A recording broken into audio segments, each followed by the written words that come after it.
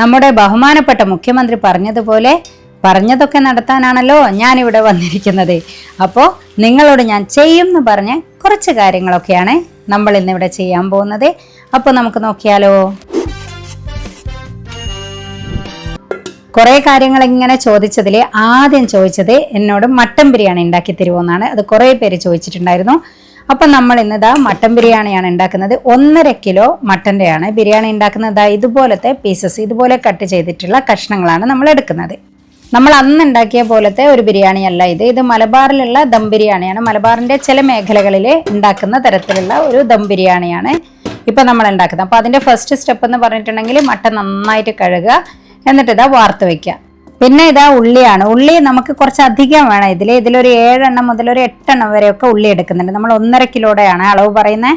അപ്പോൾ നേരത്തെ മറ്റേ ബിരിയാണിയിൽ കുറേ പേര് റൈസ് എത്ര എടുത്തു അങ്ങനെയൊക്കെ ചോദിച്ചിട്ടുണ്ടായിരുന്നു. മറ്റേതിൽ നമ്മൾ 2 കിലോ റൈസ്, 2 കിലോ ചിക്കൻ. അതേപോലെ ഇവിടെ മട്ടൻ ആണെങ്കിൽ 1.5 കിലോ മട്ടന് നമ്മൾ 1.5 കിലോ റൈസ് കൊണ്ടാണ് നമ്മൾ ഉണ്ടാക്കുക. അപ്പോൾ അതിനുള്ള ഉള്ളിയുടെ അളവാണ് പറഞ്ഞത്. ഒരു 7 എണ്ണം മുതൽ 8 എണ്ണം വരെ. ഞാനിവിടെ ഒരു 7 എണ്ണം കണ്ടില്ല. ഇങ്ങനത്തെ ഒരു മീഡിയം സൈസിലുള്ള ഉള്ളിയാണ് നമ്മൾ 7 എണ്ണം എടുക്കേണ്ടത്. എന്നിട്ട് ഇതാ കഴുകി വന്നിട്ടുണ്ട്. നമ്മളുടെ ഒരു സുഹൃത്തിന് അതായിരുന്നു പരിഭവം എന്ന് പറയുന്നത്, നന്നായിട്ട് ഉള്ളി കഴുകുന്നില്ല എന്നുള്ളത്. പക്ഷേ നമ്മൾ വീഡിയോയിൽ മുഴുവനായിട്ട് കാണിക്കാൻ പറ്റില്ലല്ലോ. അപ്പോൾ കുറേയൊക്കെ അങ്ങോട്ട് സ്കിപ്പ് ചെയ്യും. അതുകൊണ്ടാണ് അങ്ങനത്തെ ഭാഗങ്ങളൊക്കെ കാണാത്തത്. അപ്പോൾ എന്നിട്ട് നമ്മൾ അതിനെ ഇതാ നേരിയതാക്കിയിട്ട് നല്ലോണം എത്രത്തോളം നിങ്ങൾക്ക് നേരിയതാക്കാൻ പറ്റുമോ അത്രയും നേരിയതാക്കിയിട്ട് ഇതിനെ സ്ലൈസസ് ആക്കണം. കാരണം ഇതിൽ നമ്മൾ എന്താണെന്ന് വെച്ചാൽ നമ്മൾ ആദ്യം ഉള്ളി ഒന്ന് പൊരിച്ചെടുക്കുന്നുണ്ട്. അപ്പോൾ അതിന് വേണ്ടിയിട്ടുള്ള ഉള്ളിയാണ്. ഇപ്പം 4 എണ്ണം, നമ്മൾ 7 എണ്ണം എടുത്തതിൽ 4 എണ്ണം എടുത്തിട്ട് നമ്മളിതാ നേരിയ സ്ലൈസസ് ആക്കിയിട്ട് മാറ്റി. ഇനി ഇതിനെ നമ്മൾ പൊരിച്ചെടുക്കണം. നമ്മൾ ഓയിലും നെയ്യും കൂടെ മിക്സ് ആക്കിയിട്ടാണ് പൊരിച്ചെടുക്കുക. കാരണം നമ്മൾ പിന്നീട് ഈ എണ്ണ എല്ലാത്തിനും യൂസ് ചെയ്യും, പിന്നെ മസാലയ്ക്കൊക്കെ വേണ്ടിയിട്ട്. പിന്നെ ഓയിൽ എന്ന് പറയുമ്പം എപ്പോഴും സൺഫ്ലവർ ഓയിൽ തന്നെയാണ്. അപ്പോൾ ചിലർക്ക് അങ്ങനെ ഒരു സംശയമുണ്ട് എന്ത് ഓയിലാണ് എന്നുള്ളത്. പിന്നെ നെയ്യ് അത്രയും ഓയിലെന്ന് പറഞ്ഞത് നമ്മുടെ ഉള്ളി അതിലേക്ക് അങ്ങോട്ട് മുങ്ങിക്കിടക്കണം, എന്നിട്ടാണ് പൊരിച്ചെടുക്കുക. അതുകൊണ്ടാണ് അതിലേക്ക് 4 ടേബിൾ സ്പൂൺ ആണ് നെയ്യിട്ടത്. ഒരു 3 മുതൽ 4 ടേബിൾ സ്പൂൺ വരെ നമുക്ക് നെയ്യിടാം. കാരണം ഇതിന് ആ ഫ്ലേവർ കിട്ടണമല്ലോ. നമ്മൾ ആ നെയ്യിൻ്റെ ഒരു മണവും ആ ഒരു രുചി എന്ന് പറയുന്നത് ശരിക്കും നെയ്യിലല്ലേ കിടക്കുന്നത്. അപ്പോൾ അതിന് വേണ്ടിയിട്ടാണ്. എന്നിട്ട് നമ്മൾ ആ നേരിയതായിട്ട് മുറിച്ച് വെച്ചത് 4 ഉള്ളിയാണ് അത് നമ്മൾ പൊരിക്കാൻ വേണ്ടിയിട്ട് അതിലേക്കിടുക. പിന്നെ ഇത് പൊരിക്കുമ്പോൾ ഇട്ട ഉടനെ തന്നെ ഇങ്ങനെ ഇളക്കിക്കൊണ്ടിരിക്കരുത്. ഇങ്ങനെ ഇടയ്ക്കൊന്നും പോയിട്ട് ഇങ്ങനെ ഇതാണ്ടില്ലേ, ഇങ്ങനെ താഴെ നിന്ന് ഇങ്ങനെ മേലേക്ക് ഇങ്ങനെ കോരി അങ്ങോട്ട് ഇടുകയാണ് വേണ്ടത്. അല്ലാതെ എപ്പോഴും ഇളക്കിക്കൊണ്ടിരുന്നാൽ അത് വാടും, പൊരിയൂല. നമുക്ക് ഫ്രൈ ആയിട്ടാണ് കിട്ടേണ്ടത്. അത് വാടിയിട്ടുണ്ടെങ്കിൽ അത് ഭയങ്കര സ്വീറ്റായിട്ട് ടേസ്റ്റ് ഉണ്ടാവില്ല. നമ്മളൊരു മധുരം വരും നമ്മുടെ ചോറിന്. അതുകൊണ്ട് അങ്ങനെ ചെയ്യരുത്. പിന്നെ ഇങ്ങനെ കുറച്ച് കളർ മാറാൻ തുടങ്ങുമ്പോൾ നമ്മൾ എന്ത് ചെയ്യണം, ഇങ്ങനെ ഇളക്കിക്കൊണ്ടിരിക്കണം. ഇങ്ങനെ താഴെ നിന്ന് മേലേക്ക് ഇട്ടിട്ട് ഇങ്ങനെ കോരിയിട്ട് ഇളക്കിക്കൊണ്ടിരിക്കുക. അപ്പോൾ നമുക്ക് എല്ലായിടത്തും ഒരുപോലത്തെ കളറ് കിട്ടും ഉള്ളിക്ക്. എന്നിട്ട് അത് നല്ലോണം അങ്ങോട്ട് മൊരിഞ്ഞു പോകരുത്. നമ്മൾ കുറച്ചില്ലേ ഒരു ചോപ്പ് ഇങ്ങനെ വരുന്ന കണ്ടില്ലേ, ഒരു ഗോൾഡൻ കളർ ഇങ്ങനെ വരുന്ന ഒരു സമയം, ആ സമയമാകുമ്പോൾ തന്നെ നമ്മൾ കോരിയെടുക്കണം. കാരണം എന്താണെന്ന് വെച്ചാൽ നമ്മൾ കോരി പാത്രത്തിലേക്ക് ഇട്ടിട്ട് കുറച്ച് കഴിയുമ്പോൾ അത് കറക്റ്റ് കളറിലേക്ക് വരും. അല്ലാതെ നമ്മൾ ശരിക്കും ചോപ്പായതിന് ശേഷം എടുത്താൽ കുറച്ച് കഴിയുമ്പോഴത്തേനും അത് കരിഞ്ഞ പോലെ ആവും. അതുകൊണ്ടാണ് നമ്മൾ കുറച്ച് ഏത് കളറാണോ വേണ്ടത് അതിൻ്റെ കുറച്ച് മുന്നേ ആയിട്ടാണ് നമ്മൾ ഉള്ളി എപ്പോഴും കോരിയെടുക്കേണ്ടത്.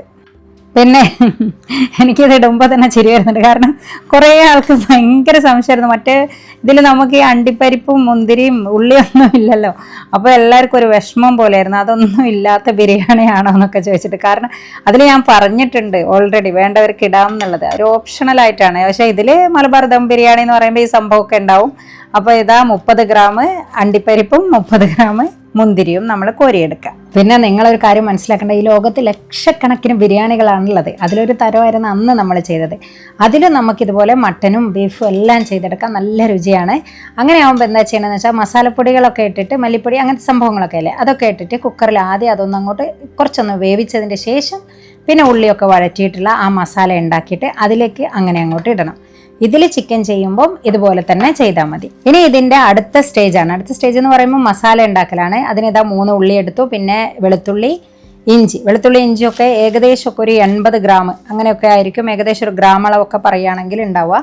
പിന്നെ നമ്മൾ 1 കിലോ റൈസ് എന്ന് പറയുമ്പം ഏകദേശം ഒരു 5 ആളുകളാണ് നന്നായിട്ട് കഴിക്കുന്നവരൊക്കെ ആണെങ്കിൽ 5 ആളുകളാണ് കണക്കാക്കുക. അപ്പോൾ ഇതാണെങ്കിലും നമുക്കൊരു 7-8 ആളുകൾക്കുള്ള ഒരു ബിരിയാണിയാണ് നമ്മൾ 1.5 കിലോ എന്ന് പറയുമ്പോൾ. ഏകദേശം അത്ര അളവിലാണ് അത് കിട്ടുക. പിന്നെ നമ്മളിതിൻ്റെ കഷ്ണങ്ങളാക്കുമ്പം നിങ്ങൾ ഒരു ചിക്കനൊക്കെ ആണെങ്കിൽ ഒരു 12 മുതൽ ഒരു 15 കഷ്ണം വരെ ആക്കണം. 1.5 കിലോ മട്ടനും എല്ലാം ആണെങ്കിലും ആ ഒരു കഷ്ണങ്ങളാക്കിയിട്ടാണ് നമ്മൾ ഷോപ്പിൽ നിന്ന് വാങ്ങുമ്പോൾ. ഏകദേശം അങ്ങനത്തെ ഒരു അളവിലാണ് അവർ കട്ട് ചെയ്തിട്ട് നമുക്ക് തരിക.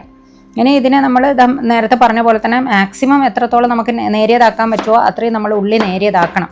കാരണം നമ്മൾ ഉള്ളി വഴറ്റുമ്പം അതിനെ കുറച്ച് ഒന്ന് ജസ്റ്റ് വെന്ത പോലെയല്ല നമുക്ക് കിട്ടേണ്ടത്. ഫ്രൈ ചെയ്യുന്നതിനോട് അടുത്തിട്ടുള്ള ഒരു ലെവലിലേക്കാണ് നമ്മളെപ്പോഴും ബിരിയാണി ഉണ്ടാക്കുമ്പോൾ നമുക്ക് ഉള്ളി വഴറ്റിയിട്ട് കിട്ടേണ്ടത്. അപ്പോൾ ഇതാ നമ്മളുടെ ബിരിയാണി ചെമ്പരി. അപ്പോൾ ഇനി നമ്മൾ മസാല ഉണ്ടാക്കാൻ പോവുകയാണേ.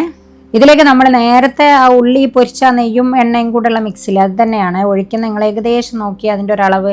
നമ്മളിത് നോൺ സ്റ്റിക്ക് പാൻ അല്ലേ, അപ്പോൾ കുറേ എണ്ണ ഇതിൽ ഒഴിക്കേണ്ട കാര്യമില്ല. അപ്പോൾ ഒരു 2 ടേബിൾ സ്പൂണാണ് ഞാൻ അതിലിപ്പോൾ ഒഴിച്ചിരിക്കുന്നത്. അതിലേക്ക് ഉള്ളി ഇടുക. പിന്നെ നമ്മൾ അലൂമിനിയത്തിൻ്റെ ഒക്കെ പാത്രം യൂസ് ചെയ്യുകയാണെങ്കിൽ അടിയിൽ കുറച്ചിങ്ങനെ പിടിക്കുള്ളൂ. പക്ഷേ അങ്ങനെ അടിയിൽ പിടിക്കുന്ന ഒരു രസമാണ്. കുറച്ചിങ്ങനെ ഒട്ടിപ്പിടിക്കണം നമ്മളിങ്ങനെ വഴറ്റുമ്പോൾ. നമ്മളുടെ ഒരു പഴയ ഒരു രുചിയൊക്കെ കിട്ടും. അപ്പോൾ പക്ഷേ കുറച്ചും കൂടെ എണ്ണ അപ്പോൾ ഒഴിക്കണം. ഒരു 4 ടേബിൾ സ്പൂണൊക്കെ എണ്ണ അങ്ങനെയാണെങ്കിൽ നിങ്ങൾ ഉപയോഗിക്കണം. പിന്നെ ഈ നോൺ സ്റ്റിക്ക് ആണെങ്കിലില്ലേ നമ്മളിങ്ങനെ വഴറ്റിക്കൊണ്ടിരിക്കേണ്ട കാര്യമൊന്നുമില്ല. അതങ്ങ് വെന്ത് പോവും.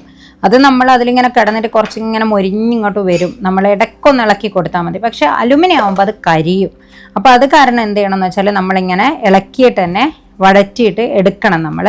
പിന്നെ ഇതാ ഇഞ്ചി കണ്ടില്ലേ, ഇത്രയാണ് അളവ്. ഏകദേശം ഞാൻ പറഞ്ഞു തന്നില്ല. അത് നമ്മൾ ഇഞ്ചിയും വെളുത്തുള്ളിയും ഒക്കെ ഞാൻ നേരത്തെ പറഞ്ഞ പോലെ തന്നെ നന്നായിട്ട് ഇടിച്ചാണ് എടുക്കേണ്ടത്. ഇപ്പോൾ മിക്സിയിലാണെങ്കിൽ പോലും നമ്മൾ അരച്ചിട്ട് എടുക്കരുത്, ഇടിച്ചെടുക്കണം. നല്ല വ്യത്യാസം ഉണ്ടാവും നമ്മൾ രുചിയിൽ. പിന്നെ വെളുത്തുള്ളിയൊക്കെ തോല് കളയുമ്പോൾ മുഴുവനും അങ്ങോട്ട് കളഞ്ഞിട്ട് അങ്ങനെ വെളുത്തുള്ളി എടുക്കേണ്ട കാര്യമൊന്നുമില്ല. ജസ്റ്റ് തോല് കളയുക, എന്നിട്ട് ഇടിച്ചിട്ട് എടുക്കുക. അപ്പോൾ നമ്മുടെ ഉള്ളീൻ്റെ ഒരു കളർ നിങ്ങൾക്ക് ഏകദേശം മനസ്സിലായില്ലേ? ആ ഒരു കളറാകുമ്പോൾ നമ്മളുടെ ആ മട്ടനാണ് പിന്നീട് ഇടുന്നത്. എന്നിട്ട് മട്ടൻ ഇട്ടിട്ട് ഒന്നിങ്ങനെ വഴറ്റിയെടുക്കുക. ആ സമയമാകുമ്പോഴത്തേനും ഇതാ നിങ്ങൾ പറഞ്ഞ അടുത്ത കാര്യമാണ് കേട്ടോ ഞാൻ ചെയ്തത്. എന്നോട് പറഞ്ഞു നന്നായിട്ട് കഴുകിയതിൻ്റെ ശേഷം വെള്ളത്തിലൊക്കെ ഒന്ന് ഇട്ട് വെക്കണം വെജിറ്റബിളൊക്കെ ആണെങ്കിൽ എന്നൊക്കെ പറഞ്ഞു. അപ്പോൾ അതുപോലെ ഞാൻ ചെയ്തിട്ടുണ്ട്. അതാണ് ഞാൻ ഫസ്റ്റ് നമ്മളുടെ പറഞ്ഞത് ചെയ്യാൻ വേണ്ടിയിട്ടാണ് എന്ന്. പിന്നെ നമ്മളുടെ മട്ടൻ എന്താണോ നമ്മളുടെ മീറ്റ്, ചിക്കനോ മട്ടനോ ബീഫോ എന്താണെങ്കിലും അത് ആ ഉള്ളിയിലിട്ടിട്ട് ഒന്നിങ്ങോട്ട് വഴറ്റിയിട്ട് ജസ്റ്റ് നമുക്കറിയാലോ എണ്ണയിലിട്ടിട്ട് ഒന്ന് വഴറ്റും അതിൻ്റെ കളറൊന്ന് ചേഞ്ച് ആവില്ലേ, ആ സമയം വരെ ജസ്റ്റ് ഒന്ന് അങ്ങോട്ട് വഴറ്റുക. എന്നിട്ട് നമ്മൾ ഇടിച്ചു വെച്ചിരിക്കുന്ന ഇഞ്ചി, ദെൻ വെളുത്തുള്ളി, പച്ചമുളകിൻ്റെ അളവും ഭയങ്കര കൺഫ്യൂഷനായിരുന്നു എല്ലാവർക്കും. 40 എണ്ണമൊക്കെ വേണമെന്ന്. അതൊക്കെ എരിവിനനുസരിച്ചിട്ടാണ് എടുക്കേണ്ടത്. അപ്പോൾ എനിക്ക് പിന്നെ എൻ്റെ അനിയനാണെങ്കിലും അങ്ങനെ ഉണ്ടാക്കിയിട്ട് നല്ല ബിരിയാണി ആയിരുന്നു. പക്ഷെ 15 പച്ചമുളകേ ആവശ്യം വന്നുള്ളൂ എന്ന് പറഞ്ഞു. അപ്പോൾ ഇത് എനിക്ക് പക്ഷേ ഇത്രയും ആവശ്യം വരുന്നുണ്ട്. ഇവിടെ 29 പച്ചമുളക് 1.5 കിലോയ്ക്ക് എനിക്ക് ആവശ്യം വന്നിട്ടുണ്ട്. അപ്പോൾ ഓരോരോ സ്ഥലങ്ങളിലുള്ള പച്ചമുളകിൻ്റെ എരിവ് അനുസരിച്ചിട്ട് നമ്മൾ മാറ്റം വരുത്തണം. അപ്പോൾ പച്ചമുളക് ഇട്ടു, ഇഞ്ചി ഇട്ടു, വെളുത്തുള്ളി ഇട്ടു. അപ്പോൾ അതിൻ്റെ ആ ഒരു മണം ഉണ്ടല്ലോ, ആ ഒരു പച്ച മണം മാറുന്നത് വരെ ജസ്റ്റ് ഒന്നായിട്ട് വഴറ്റുക. എന്നിട്ട് അതിൻ്റെ ശേഷം നമ്മൾ ആവശ്യത്തിനുള്ള ഉപ്പും കൂടെ അതിലേക്ക് ചേർക്കുക. തൈര് നമ്മൾ ആദ്യം തന്നെ എടുത്തിട്ടൊന്ന് പുറത്തേക്ക് വെക്കണം, ഫ്രിഡ്ജിലാണ് ഉള്ളതെങ്കിൽ.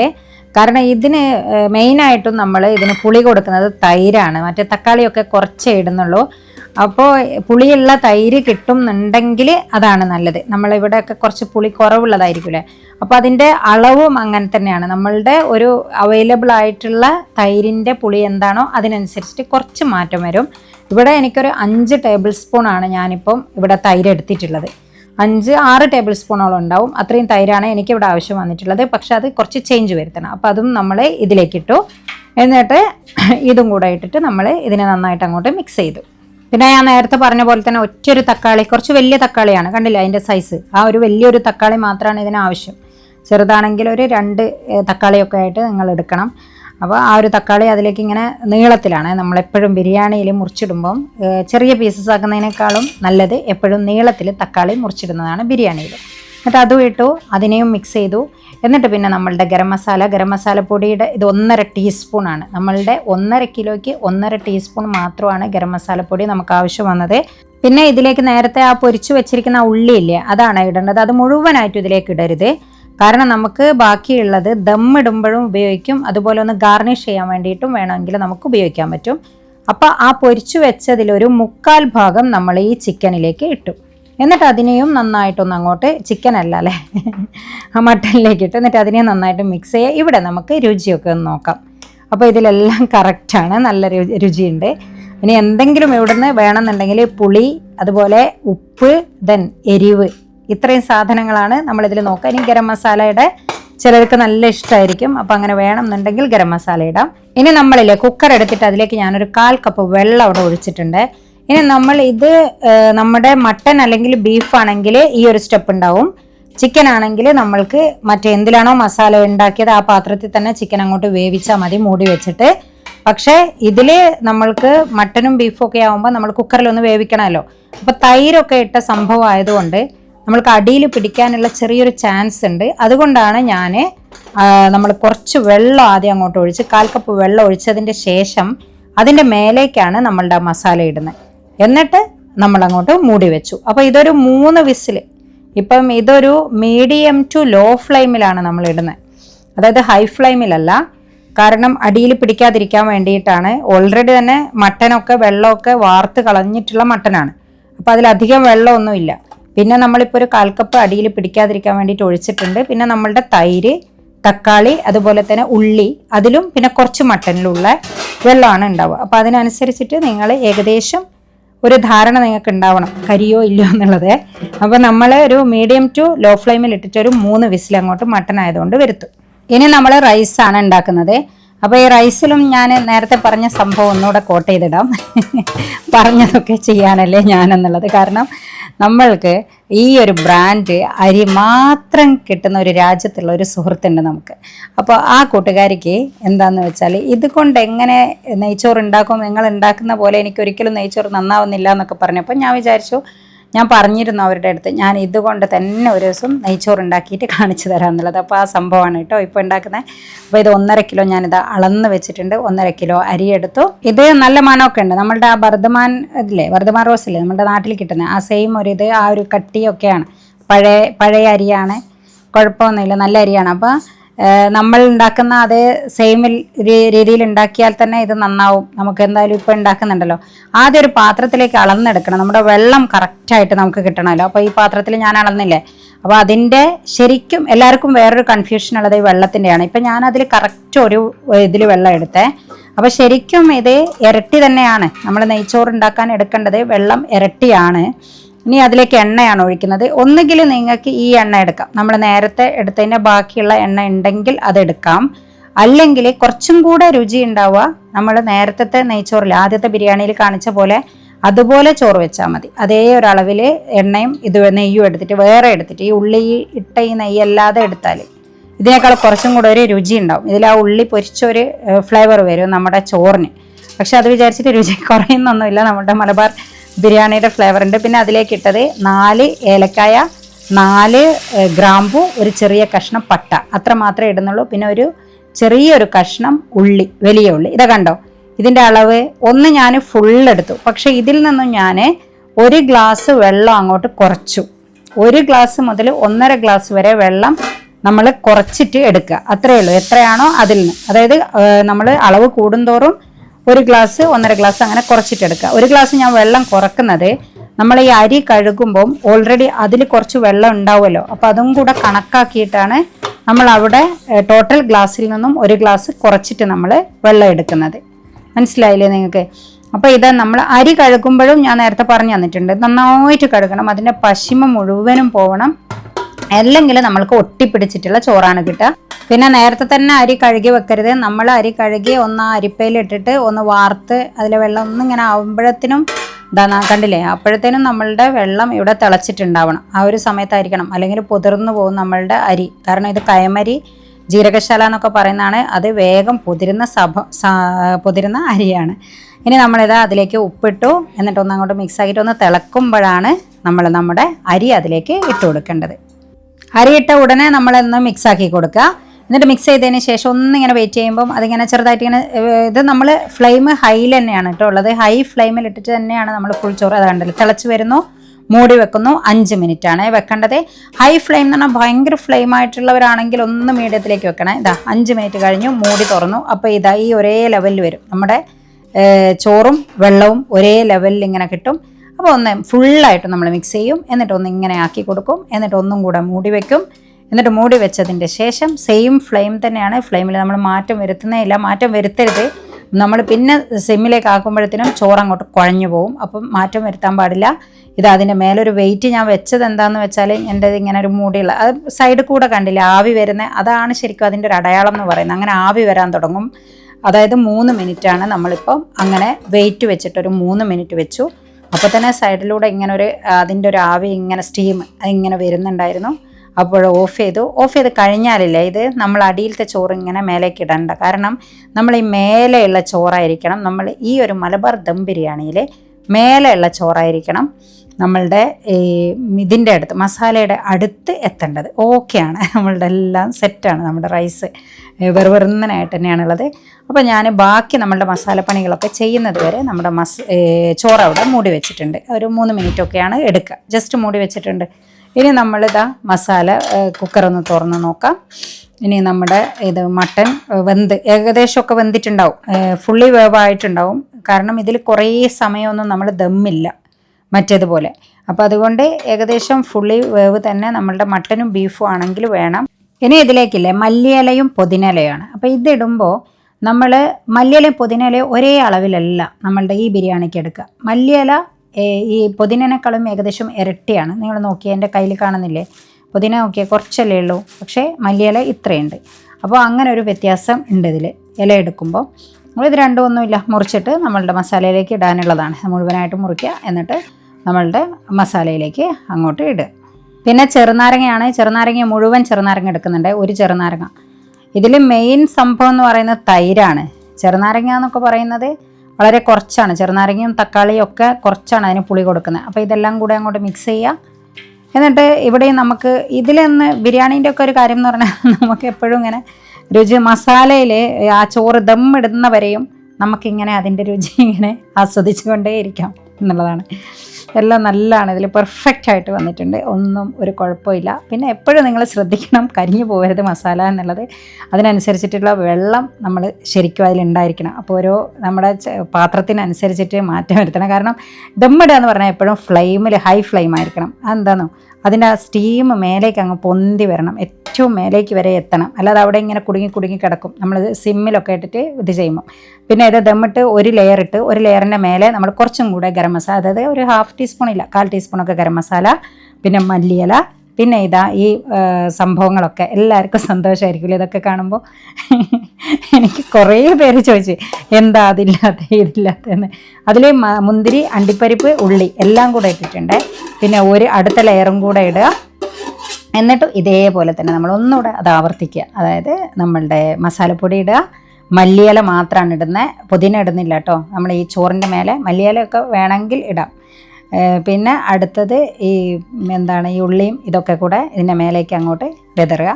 ഈ മുന്തിരിയൊക്കെ ചോറിൽ നിന്ന് ഇങ്ങനെ കടിച്ചിട്ട് കിട്ടുമ്പോൾ ഭയങ്കര രസമാണ്, നല്ലൊരു മധുരമായിട്ട്. പിന്നെ ഇതിൽ വരുന്നത് എസൻസ് ആണ്. ഇതിൽ റോസ് വാട്ടറാണ് നമ്മൾ ഉപയോഗിക്കുന്നത്. അത് വേണമെന്നുണ്ടെങ്കിൽ സാഫ്രോൺ, അതും ചിലർ ഉപയോഗിക്കും. സാഫ്രോൺ മറ്റേ കുങ്കുമം അല്ലേ, ആ ഒരു സംഭവം ജസ്റ്റ് ഒരു പാലിലിങ്ങനെ ആക്കിയിട്ട് അതിടാം നമുക്ക് വേണമെങ്കിൽ. അല്ലെങ്കിൽ ഈ റോസ് വാട്ടറിൽ തന്നെ അതും കൂടെ മിക്സ് ചെയ്തിട്ട് രണ്ടും കൂടെ ആയിട്ട് നമുക്കിടാം. എന്നിട്ട് ഇതാണ് കേട്ടോ ഇതിൻ്റെ ദം എന്ന് പറയുന്നത്. ഈസി ദമ്മാണ്. നമ്മൾ അലുമിനിയം ഫോയിൽ എടുത്ത് ഫുള്ളായിട്ട് കവർ ചെയ്യണേ, എവിടെയും ഇങ്ങോട്ട് പുറത്തേക്കൊന്നും വരരുത്. എന്നിട്ട് ഇതാ നമ്മൾ ഫ്ലെയിം നേരത്തെ ഞാൻ പറഞ്ഞതുപോലെ തന്നെയാണ്, ഹൈ ഫ്ലെയിമിലാണ് വെക്കേണ്ടത്. എന്നിട്ട് നമ്മൾ ആ ഒരു സമയം ഒരു 10 മിനിറ്റേ ഫ്ലെയിം, അതായത് 10 മിനിറ്റ് എന്ന് പറയാൻ പറ്റില്ല, ഒരു 5 to 10 മിനിറ്റ്സ് ഞാൻ അവിടെ കാണിച്ചു തരാം ആ സംഭവം എന്താണെന്ന്. പിന്നെ ഇതിൻ്റെ കൂടെ വേറെ കുറേ അലങ്കാരപ്പണികളും കൂട്ടാൻ വേണ്ടിയിട്ട് വേറെ ഇതൊന്നും വേണ്ട. ജസ്റ്റ് ഇല്ലേ കച്ചമ്പർ, മറ്റേ ഉള്ളിസുർക്ക മാത്രമാണ് ഇതിന് വേണ്ടത്. അപ്പോൾ അതവിടെ റെഡിയാക്കി. പിന്നെ നമ്മൾ വിളമ്പുമ്പോൾ അതിൻ്റെ മേലെ ഈ സംഭവങ്ങളൊക്കെ ഇടാം. ഈ ഒരു പാത്രത്തിൽ വിളമ്പിക്കൊണ്ട് വയ്ക്കുമ്പോൾ ആ ഉള്ളിയും ആ പൊരിച്ച സംഭവങ്ങളൊക്കെ ഉണ്ടല്ലോ, അതൊക്കെ നമുക്ക് ഇടാം. ഇനി നമ്മളുടെ ഈ ദമ്മിൻ്റെ സംഭവം കാണിച്ചു തരാം. നമ്മളൊരു 7 മുതൽ ഒരു 10 മിനിറ്റ് വരെയാണ് നമ്മളുടെ ഈ ദമ്മിൻ്റെ ഇതെടുക്കുക. ഇത് മേലെ ഇങ്ങനെ തൊട്ട് വെക്കുമ്പം അതിൻ്റെ മേലേക്ക് ചൂട് വന്നിട്ടുണ്ടാവും. അവിടെ ഇങ്ങനെ ഇത് കണ്ടില്ലേ, ആ ഒരു നീരാവി ഇങ്ങനെ മേലേക്ക് പൊന്തിയിട്ട് അവിടെ അങ്ങനെ കാണും. അല്ലെങ്കിൽ സ്റ്റീം ഇങ്ങനെ പുറത്തേക്ക് ഇങ്ങനെ വരാൻ തുടങ്ങും. ആ ഒരു സമയമാകുമ്പോൾ ഓഫാക്കിയിട്ട് 10 മിനിറ്റ് അവിടെ മൂടി വെക്കണം. 10 മിനിറ്റിന് ശേഷമാണ് തുറക്കുന്നത്. നല്ല അതിങ്ങോട്ട് അടിച്ച് വരും നമ്മളുടെ ആ ഒരു മണം വീട്ടിൽ മുഴുവൻ. ലോകം മുഴുവൻ ഞാൻ നേരത്തെ പറഞ്ഞ പോലെ കുറേ ആളെന്നെ കളിയാക്കിയിട്ടുണ്ടായിരുന്നു, നാട്ടുകാരൊക്കെ വരില്ലേ എന്നൊക്കെ പറഞ്ഞിട്ട്. സത്യമാണ്, ബിരിയാണി എന്ന് പറഞ്ഞാൽ ഈ ലോകത്ത് എല്ലാവർക്കും ഇഷ്ടമുള്ളൊരു മണല്ലേ. എന്നിട്ട് നമ്മളില്ലേ ഇത് വേറെ പാത്രത്തിലേക്കൊന്നും ആക്കണ്ട. ഈ ഒരു ദം ബിരിയാണി എന്ന് പറയുമ്പോൾ നമ്മൾ ചോറ് ഇങ്ങനെ സൈഡിലേക്ക് ആക്കുക ചെയ്യുക. അതായത് മുഴുവൻ ആ മസാല ഇങ്ങനെ മേലേക്ക് പൊന്തിയിട്ടുണ്ടാവില്ല, കണ്ടില്ലേ ഇതിൻ്റെ കളറൊക്കെ മാറിയിട്ട് ബിരിയാണി കളറായി മാറി, ബിരിയാണീൻ്റെ റൈസായിട്ട് നെയ്ച്ചോറിൽ നിന്ന് മാറിയിട്ട് ബിരിയാണി റൈസിൻ്റെ കളറായി.